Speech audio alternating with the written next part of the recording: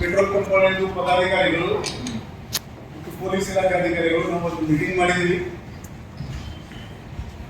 ನಮಗೆ ಅವರು ನೀಡಿದ ಮಾಹಿತಿ ಪ್ರಕಾರ ಪೆಟ್ರೋಲ್ ಮತ್ತು ಡೀಸೆಲ್ ಯಾವುದೇ ಕೊರತೆ ಇಲ್ಲ.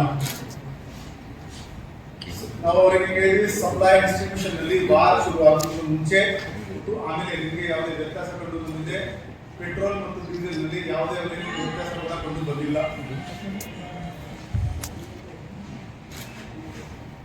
ಈಗ ಕೆಲವು ಕಡೆ ಕ್ಯಾನ್ ಮತ್ತು ಬಾಟಲ್ ನಲ್ಲಿ ಪೆಟ್ರೋಲ್ ತಗೊಳ್ತಾ ಇದ್ದಾರೆ. ಇವತ್ತು ಸಂಜೆಗೆ ನಾನು 50 ಪೆಟ್ರೋಲ್ ನಗರದಲ್ಲಿ ಸಿಟಿ ಆಫೀಸ್ ನಲ್ಲಿ ಒಂದು ಮೀಟಿಂಗ್ ಮಾಡ್ತೀನಿ. ಇದು ಸೇಫ್ ಪ್ರಾಕ್ಟೀಸ್ ಇಲ್ಲ. ಪೆಟ್ರೋಲ್ ಅದರಿಂದ ಬೇಕಿ ಆಯಿತು ಅಂದ್ರೆ ಬಚಾವ್ ಮಾಡೋಕ್ಕೆ ಬಹಳ ಕಷ್ಟ ಇದೆ. ಸೊ ಯಾವುದೇ ಕಾರಣಕ್ಕೂ ಅವರು ಈಗಾಗಲೇ ನೀವು ಹೇಳಿದಂಗೆ ಕೆಲವರು ಸೋಷಿಯಲ್ ಅದನ್ನು ಐಡೆಂಟಿಫೈ ಮಾಡೋಕ್ಕೆ ಒಂದು ತಂಡ ಮಾಡಿಕೊಂಡು ಅದು ಪೋಸ್ಟ್ ಡಿಲೀಟ್ ಮಾಡೋಕ್ಕೆ ಹೇಳ್ತೀವಿ. ಮತ್ತು ಅವಶ್ಯಕತೆ ಇದ್ರೆ ಕೆಲವರು ಪ್ಯಾನಿಕ್ ಬೈ ಹೋಟೆಲ್ ಹತ್ರ ಒಂದು ಗದ್ದಲ ಜಗಳ ಕೂಡ ಆಗಿದೆ.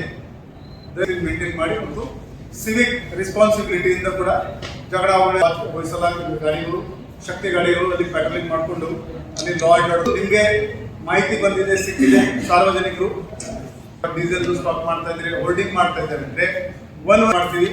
ಅದು ನಿಜವಾಗಿದೆ ಅಂತ ಕಂಡು ಬಂದ್ರೆ ಅವರ ಮೇಲೆ ಕಾನೂನಿನ ಕ್ರಮ.